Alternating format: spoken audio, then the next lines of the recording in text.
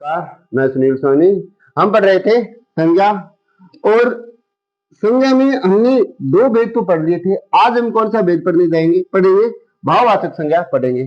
सबसे पहले हमने क्या पढ़ा था? व्यक्तिवाचक संज्ञा पढ़ा था। क्या पढ़ा था?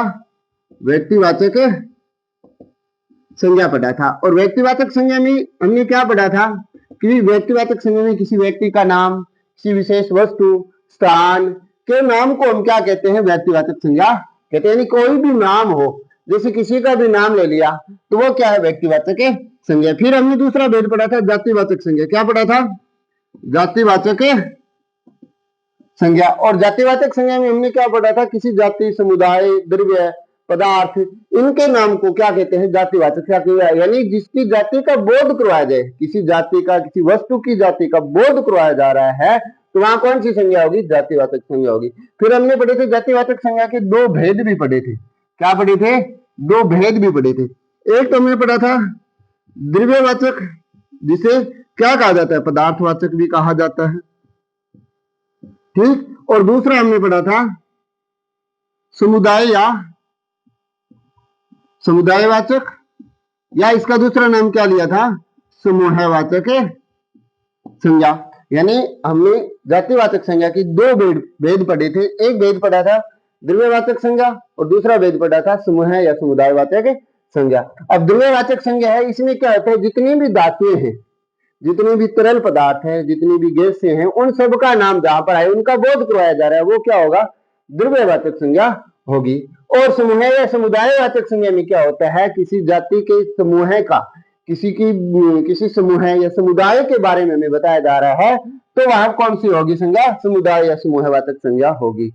और अगर यही बात हम अगर अंग्रेजी व्याकरण की बात करते हैं, तो अंग्रेजी व्याकरण में क्या पढ़ेंगे? जातिवाचक संज्ञा के दो भेद नहीं पढ़ते, उनमें इनके अलग अलग स्वतंत्र नाम दिए गए हैं। तो वहां पर तो हम इनके कितने भेद पढ़ते हैं? संज्ञा के 5 भेद पढ़ते हैं। लेकिन हिंदी में ये दोनों भेद किसके भेद हैं? जातिवाचक संज्ञा के उप विभाजन किए गए हैं, ठीक। और आज हम जो पढ़ने जा रहे हैं वो है भाववाचक संज्ञा। भाववाचक संज्ञा क्या होती है, इसके बारे में हम जानेंगे। तो भाववाचक संज्ञा क्या है? भाववाचक संज्ञा। अब भाववाचक संज्ञा क्या होती है? देखिए, नाम से हमें पता चलता है। यानी इसमें क्या दिया गया? भाव होगा, तो हम परिभाषा क्या लिखेंगे? हृदय के भाव को, या हृदय के किसी भाव को क्या कहते हैं? भाव को भाववाचक संज्ञा कहते हैं। संज्ञा कहते हैं। या हम इसको ऐसे भी लिख सकते हैं, कैसे लिख सकते हैं कि हृदय के किसी भाव के नाम को, हृदय किसी भाव के नाम को भाववाचक संज्ञा कहते हैं। संज्ञा कहते हैं। अब देखो, हृदय के किसी भाव के नाम को, यानी भाव का नाम दिया होगा। यहां पर मैंने क्या कहा था? भाव को, बात एक ही है, किसी भाव के नाम को क्या दिया जाता? कहा जाता है भाववाचक संज्ञा कहा जाता है। ये होते क्या है? देखिए, ये अमूर्त या अप्रत्यक्ष होते हैं, ठीक। ये क्या होते हैं? अमूर्त होते हैं, अप्रत्यक्ष होते हैं।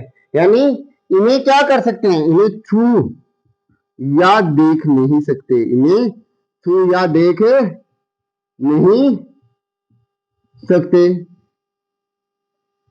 इन्हें केवल महसूस किया जाता है। इन्हें केवल महसूस कर सकते हैं।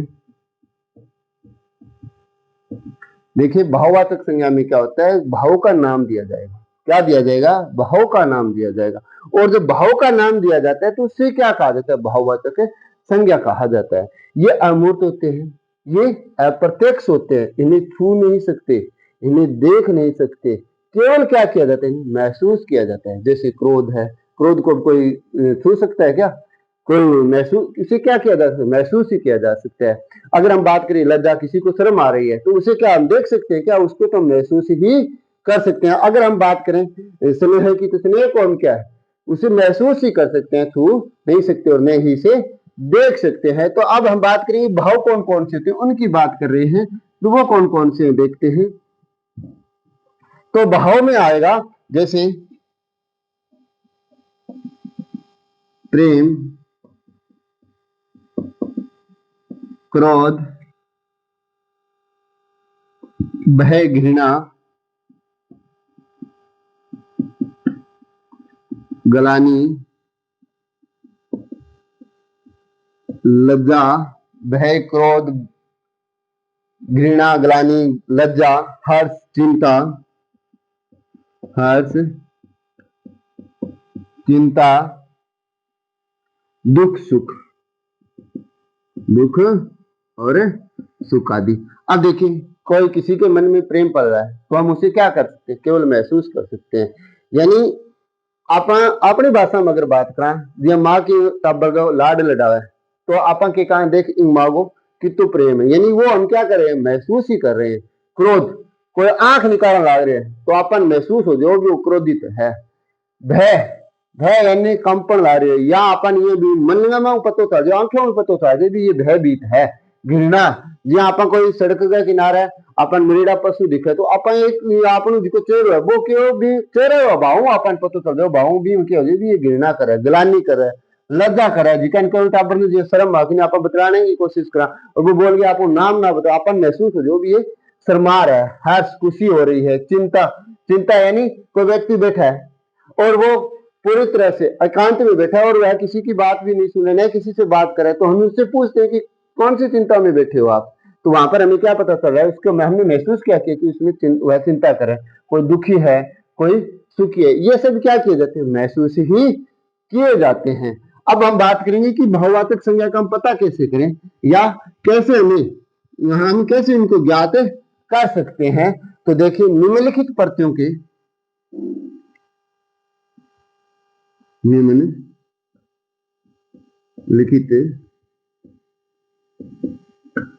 प्रत्ययों के योग से निर्मित शब्द भाववाचक संज्ञा होते हैं, भाववाचक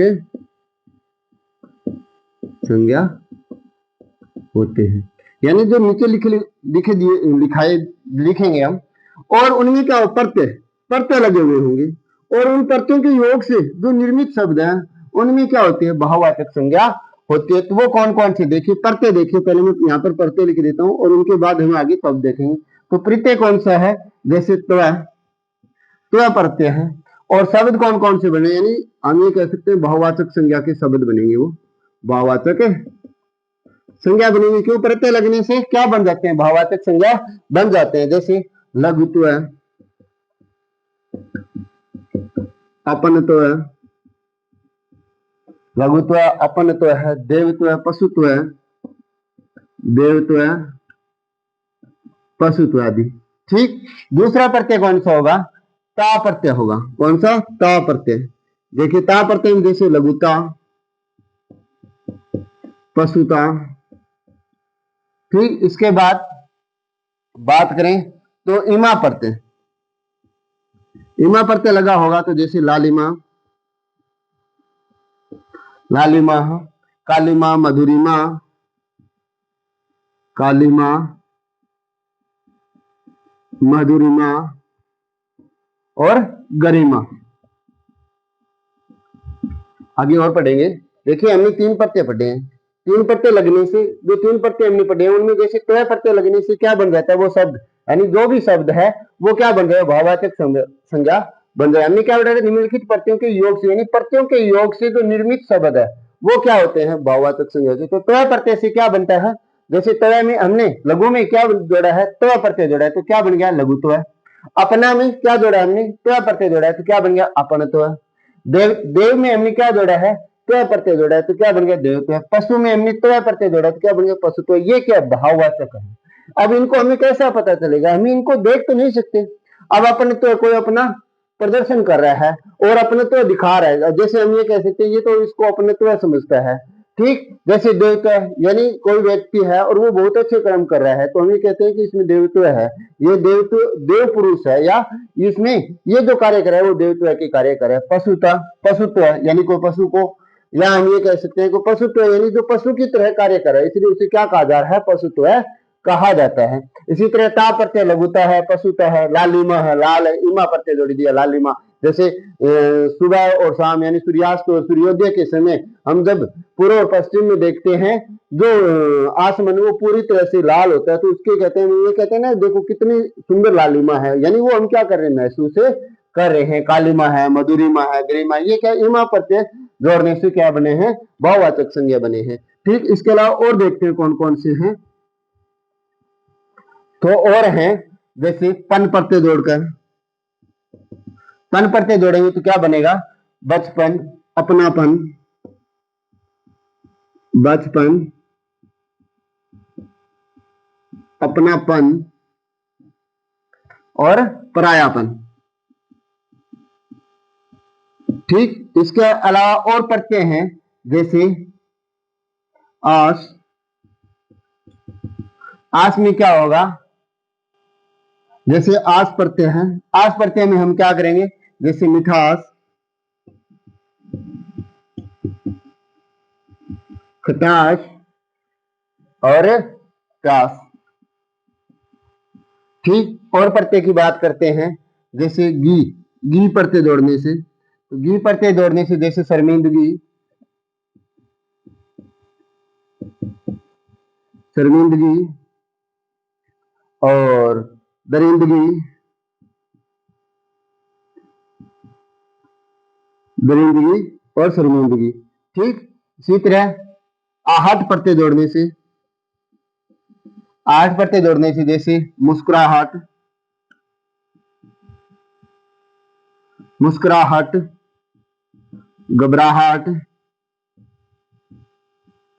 घबराहट, कड़वाहट, ये क्या होते हैं,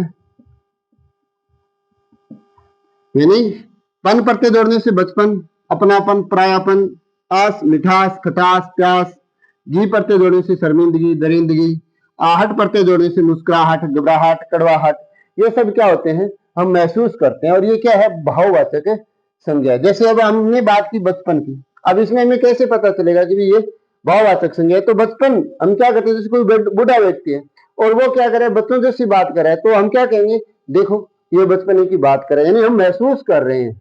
अपना, अपनापन है, कोई परायापन है, यानी जो जिसका व्यवहार है उस व्यवहार के आधार पर हम कह देते हैं कि अपनापन दिखा रहा है, ये परायापन दिखा रहा है। इसी तरह मिठास है, खटास है, प्यास है, प्यास को महसूस किया जा सकता है, बता सकते हैं मुझे कितनी प्यास लगी है, अब कोई तोलकर बता सकता है कि नहीं बता सकता।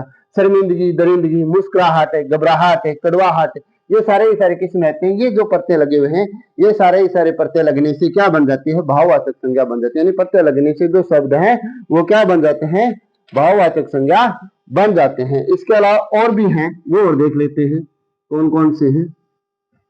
जैसे आवट प्रत्यय हैं, आवट प्रत्यय लगने से क्या क्या शब्द बनते हैं, जैसे मिलावट, लिखावट, मिलावट, लिखावट और तरावट। ठीक, इसके अलावा अगर हम बात करें, आपा प्रत्यय है, मोटापा, मोटापा, बुढ़ापा, ये क्या होते हैं, भाववाचक संज्ञा। जैसे मोटापा, अब हम ये कह सकते हैं कि मोटापा तो दिखाई दे रहा है, लेकिन दिखाई क्या दे रहा है, हमें मोटा व्यक्ति दिखाई दे रहा है, उसका मोटापा नहीं दिखाई दे रहा। मोटापा किसे महसूस होता है, जो व्यक्ति मोटा है उसे महसूस होगा कि मेरे अंदर मेरा कितना मोटापा बढ़ गया, वो महसूस कर रहा है, नहीं कि हम उसे देख रहे हैं या उसे छू रहे हैं। ठीक, इसके बाद अगर हम बात करते हैं आव प्रत्यय हैं, आवा प्रत्यय, जैसे छलावा, बुलावा और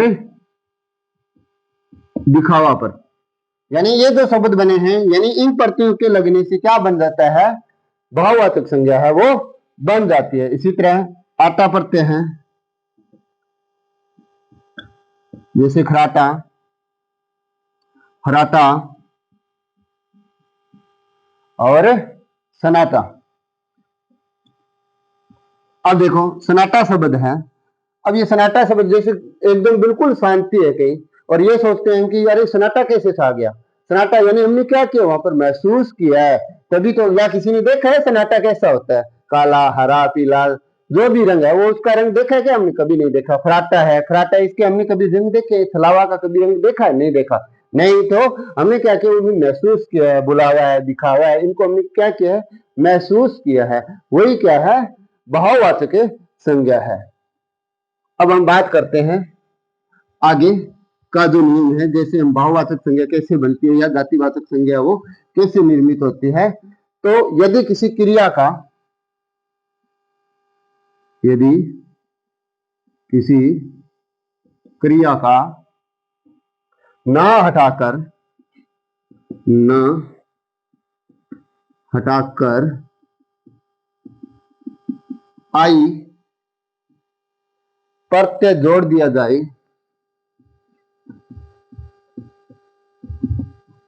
जोड़ दिया जाए तो निर्मित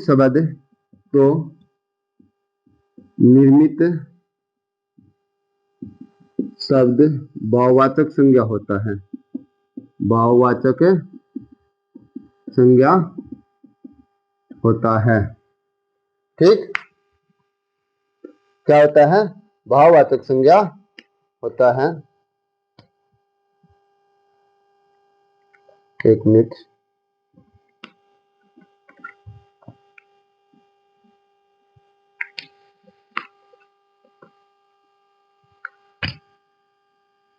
हाँ, अब कौन कौन से होते हैं वो और देख लेते हैं हम।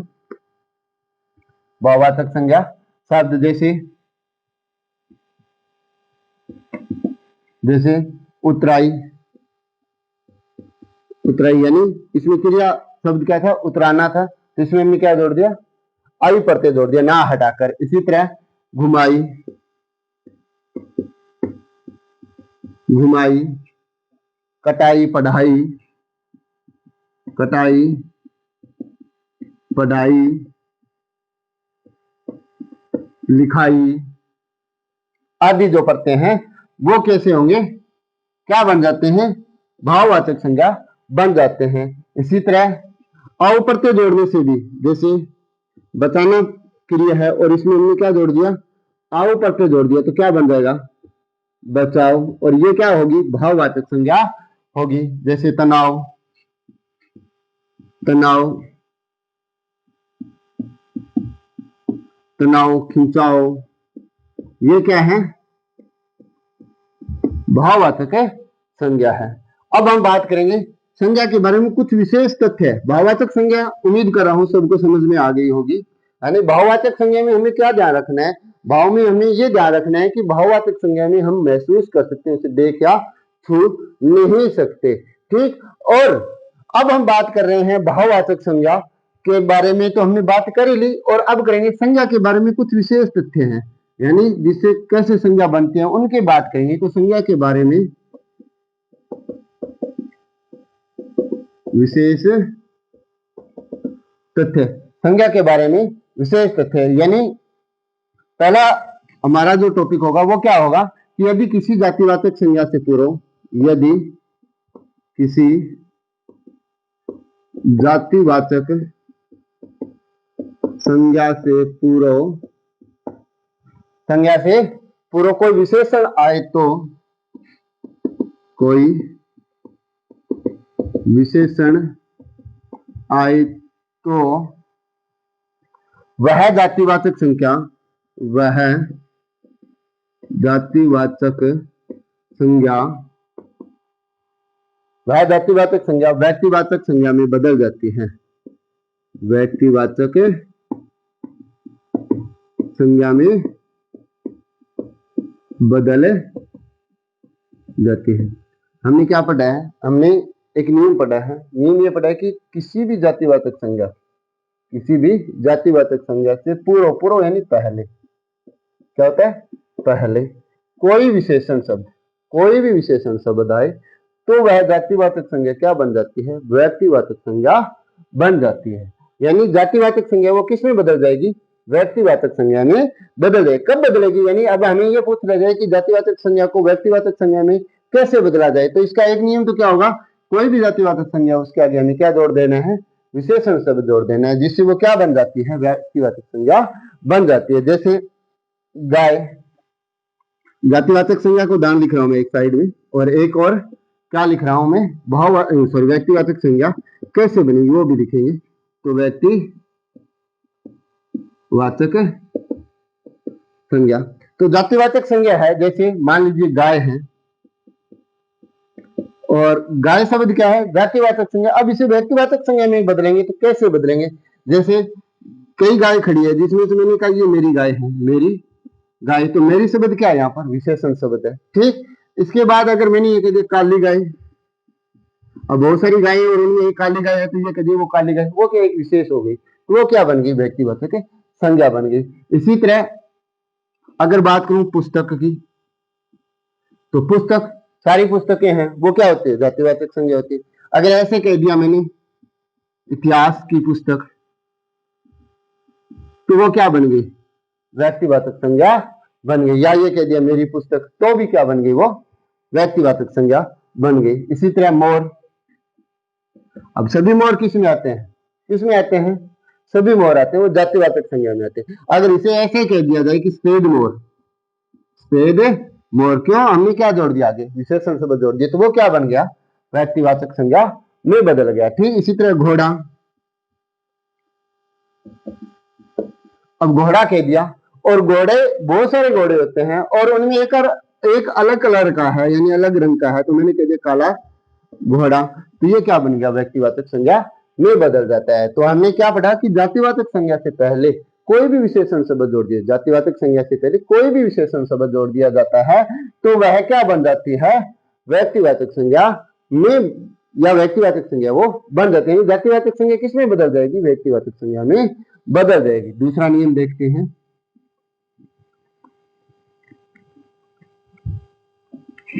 अब जो पढ़ रहे हैं ये परीक्षा की दृष्टि से इंपॉर्टेंट है, महत्वपूर्ण है, क्यों, ऐसे प्रश्न बहुत बार आते हैं।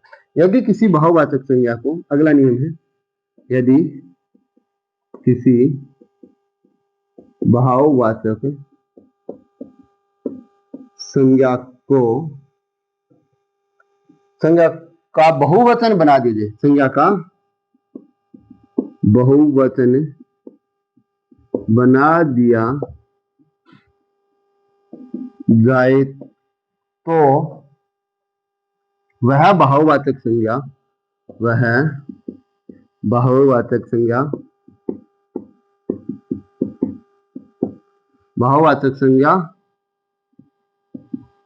जातिवाचक संज्ञा में बदल जाती है।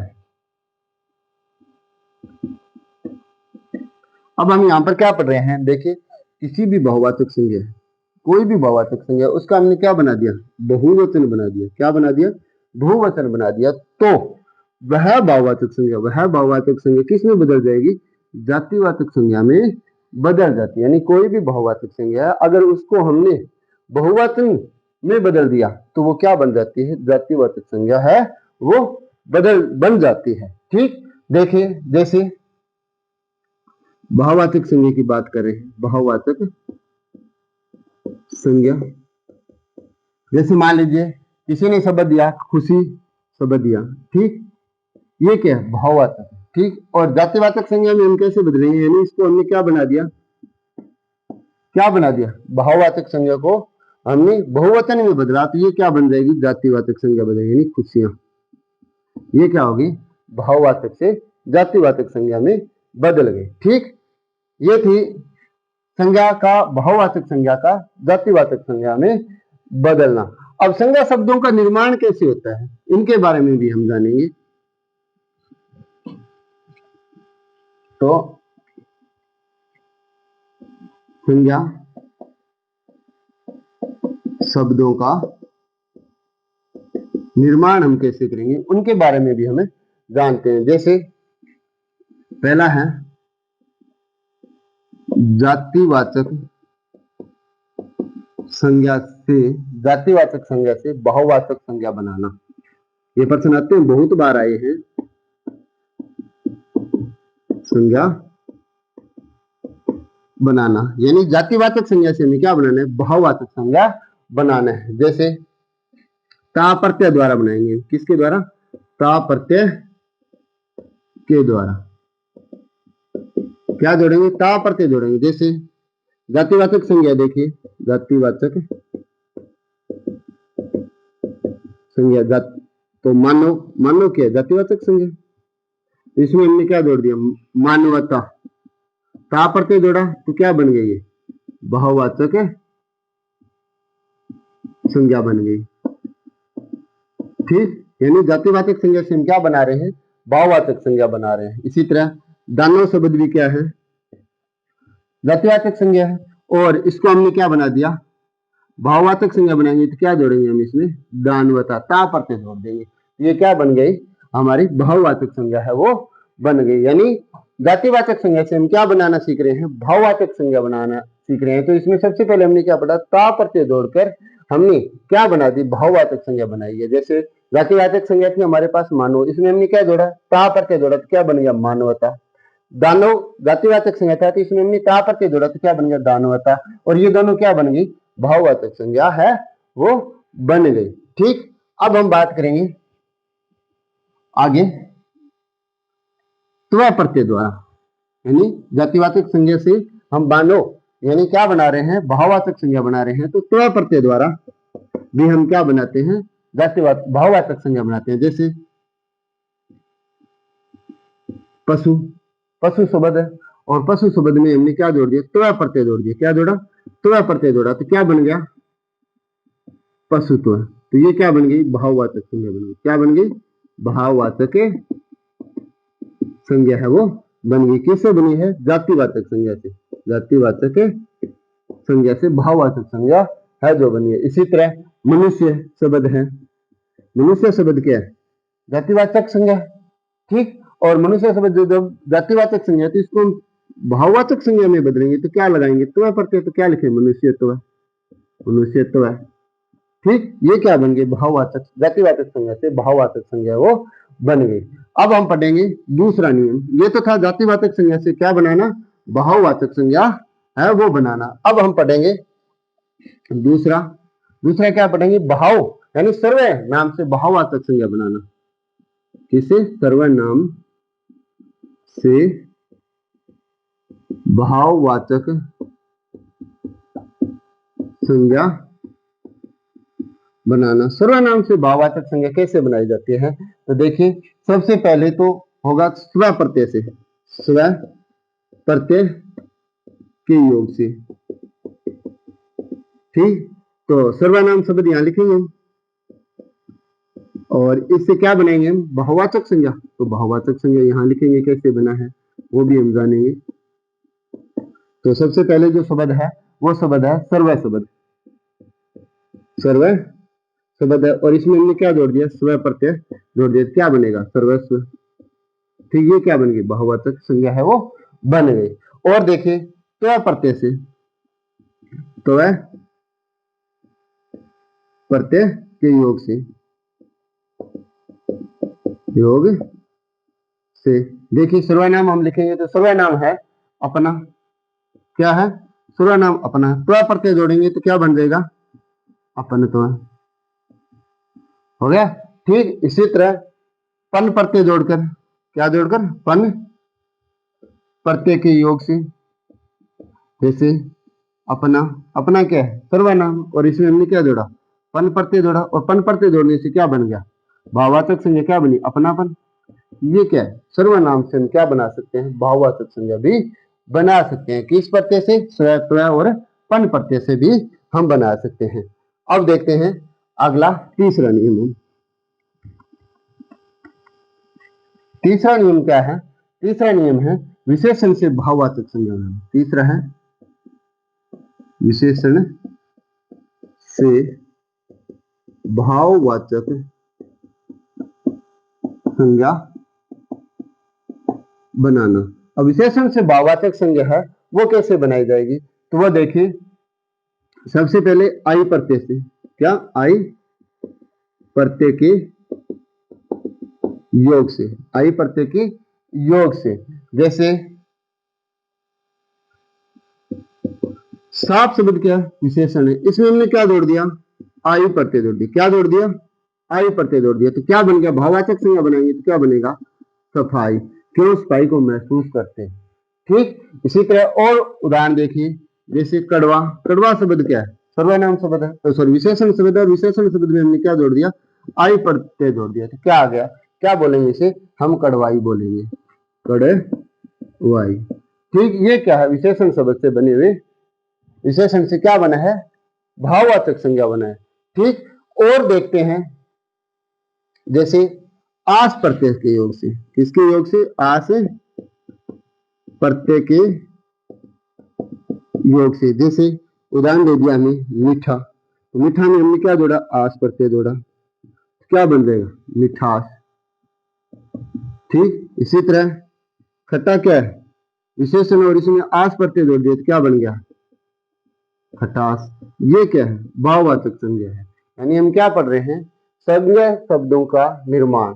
सबसे पहले हमने क्या पढ़ा था, सबसे पहले हमने पढ़ा था जातिवाचक संज्ञा से भाववाचक संज्ञा बनाना, फिर हमने पढ़ा सर्वनाम से भाववाचक संज्ञा बनाना, फिर हमने पढ़ा विशेषण से भाववाचक संज्ञा बनाना। तो विशेषण से भाववाचक संज्ञा बनाएंगे तो आई प्रत्यय से, आस प्रत्यय से हम क्या बना सकते हैं, भाववाचक संज्ञा है वो बना सकते हैं। और भी देखते हैं विशेषण से कौन कौन से प्रत्यय जोड़कर हमें क्या बना सकते हैं, भाववाचक संज्ञा बना सकते हैं। तो देखिए, ता प्रत्यय से, किसे, ता प्रत्यय के योग से। अब ता प्रत्यय के योग से कैसे होंगे, कौन कौन से शब्द हैं, जैसे उदार, किसी का उदार कर रहे हैं तो इसमें ता प्रत्यय जोड़ देंगे तो क्या बन जाएगा, उदारता। ठीक, और देखो जैसे वीर, वीर शब्द क्या है, विशेषण है, और इसमें ता प्रत्यय जोड़ दिया तो क्या बन गया, वीरता। वीरता महसूस की जा सकती है, देखी नहीं जा सकती। ठीक, छू भी नहीं सकते। इसी तरह पन प्रत्यय जोड़कर, पन प्रत्यय के योग से भी हम क्या बनाते हैं, भाववाचक संज्ञा बनाते हैं। जैसे पीला शब्द क्या है, विशेषण है, इसमें हमने क्या जोड़ दिया, पन, तो क्या बन गया, पीला, पन प्रत्यय क्या बन गए, भाववाचक संज्ञा। इसी तरह हरा शब्द में हमने क्या जोड़ दिया, पन, तो क्या बन गया, हरा पन। ये क्या है, भाववाचक संज्ञा। किससे बने हैं, ये विशेषण से बने शब्द हैं जो क्या बन रहे हैं, भाववाचक संज्ञा बन रहे हैं। और देखते हैं कौन कौन से जो प्रत्यय हैं जिसे हम क्या कर सकते हैं, विशेषण शब्द से भाववाचक संज्ञा बनाते हैं। जैसे त्व प्रत्यय, त्व प्रत्यय के योग से, तो त्व प्रत्यय के योग से जैसे वीर धन त्व, क्या बन गया, वीर त्व। ये क्या है, भाववाचक संज्ञा है। क्या है, भाववाचक संज्ञा है।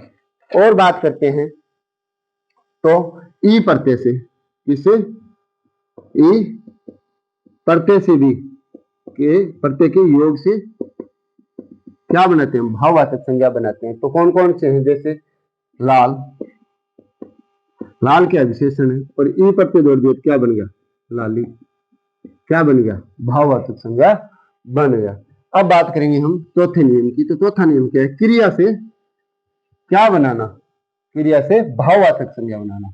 चौथा नियम क्या होगा, क्रिया से भाववाचक संज्ञा बनाना। क्रिया से भाववाचक संज्ञा बनाना। तो क्रिया से भाववाचक संज्ञा कैसे बनाएंगे, देखिए, तो अ प्रत्यय से, किसे, अ प्रत्यय के योग से। तो अ प्रत्यय के योग से जैसे खेलना, खेलना में हमने क्या जोड़ा, अ प्रत्यय, क्या बनेगा, खेल। ठीक, इसी तरह लूटना, लूटना क्या क्रिया, और इसमें अ प्रत्यय जोड़ दिया क्या बन गया, लूट। इसी तरह चलना,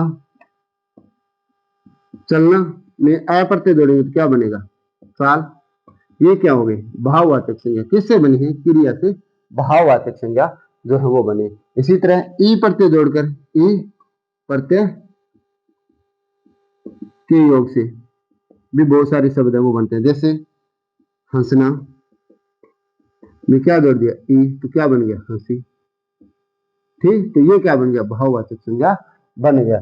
और भी देखते हैं, जैसे आई प्रत्यय के योग से, इसके आई प्रत्यय के योग से। तो आई प्रत्यय के योग से, जैसे पढ़ना, इसमें हमने क्या जोड़ दिया, आई प्रत्यय, क्या बना, पढ़ाई।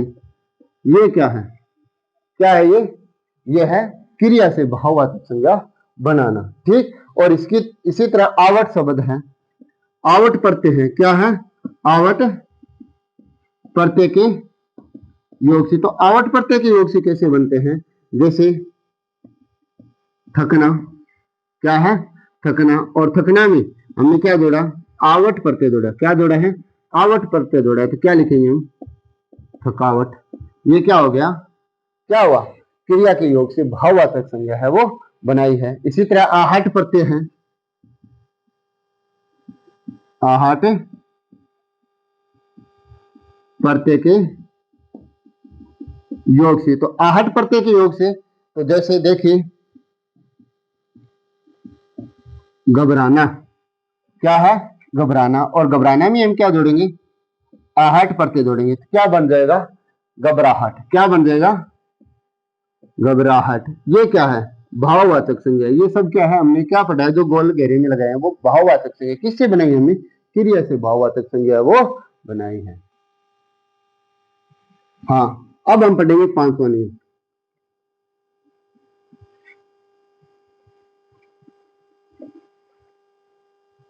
हाँ, अब क्या पढ़ेंगे हमें, पांचवा नियम। पांचवा नियम क्या है देखते हैं।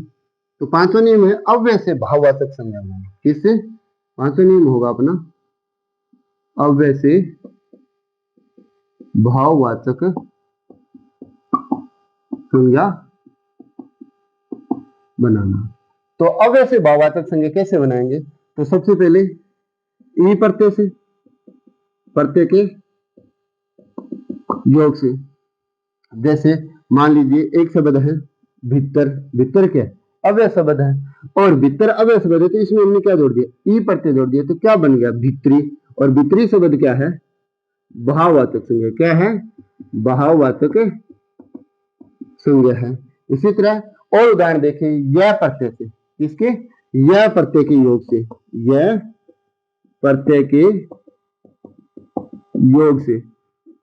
तो यह प्रत्यय के योग से, जैसे समीप, समीप शब्द क्या है, अव्यय है, और इसको हमने यह प्रत्यय जोड़ेंगे तो क्या बन जाएगा ये, तो ये बन जाएगा सामीप्य। क्या बन जाएगा, सामीप्य। और सामीप्य बन जाता है तो ये क्या बन, कौन सी संज्ञा बन गई, भाववाचक संज्ञा बन गई। क्या बन गई, भाववाचक संज्ञा। किससे बन रही है, अव्यय से बन रही है। इसी तरह इक प्रत्यय है, इक प्रत्यय के योग से। तो एक प्रत्यय के योग से, जैसे उदाहरण की बात करें तो परस्पर शब्द क्या है, परस्पर शब्द के अव्यय, और इसमें एक प्रत्यय जोड़ेंगे तो क्या बन जाएगा, पारस्परिक।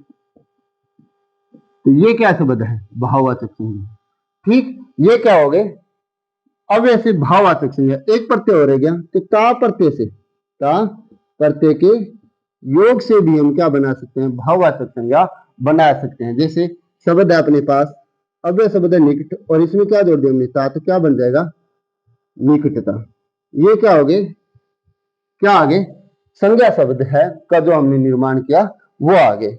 यानी हमने आज जो पढ़ा था, भाववाचक संज्ञा भी पढ़ ली, और भाववाचक संज्ञा के साथ साथ संज्ञा शब्दों के निर्माण, जातिवाचक संज्ञा से भाववाचक संज्ञा बनाना, और सर्वनाम से भाववाचक संज्ञा बनाना, क्रिया से भाववाचक संज्ञा बनाना, विशेषण से भाववाचक संज्ञा बनाना, और अव्यय से भाववाचक संज्ञा बनाना। ये हमने संज्ञा का जो टॉपिक है वो पूरा कर लिया है। उम्मीद करता हूँ सबको समझ में आया होगा। अगर वीडियो अच्छी लगे तो लाइक शेयर कमेंट भी करें, और साथ में चैनल को सब्सक्राइब करें। धन्यवाद।